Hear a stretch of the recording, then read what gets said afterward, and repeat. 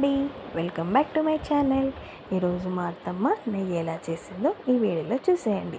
ముందుగా దానికోసం మనం రోజు పాల మీద మీగడను తీసుకొని పక్కకు పెట్టుకోవాలి.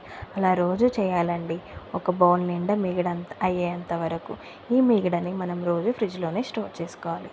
మనం నెయ్యి చేస్తాం అన్న ముందు రోజు అందులో పెరుగు తోడు ఉంటుంది కదండి, అది కొద్దిగా వేసుకొని బాగా కలుపుకొని పక్కకు పెట్టుకోవాలి.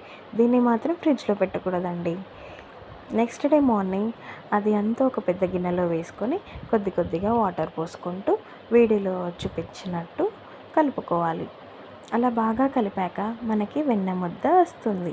దానిని ఒక గిన్నెలో వేసుకొని ఆ వెన్నని మనం స్టవ్ మీద పెట్టుకోవాలి. స్టవ్ లో ఫ్లేమ్లోనే పెట్టుకోండి. స్లోగా వెన్న కరిగి నెయ్యి అవుతుంది.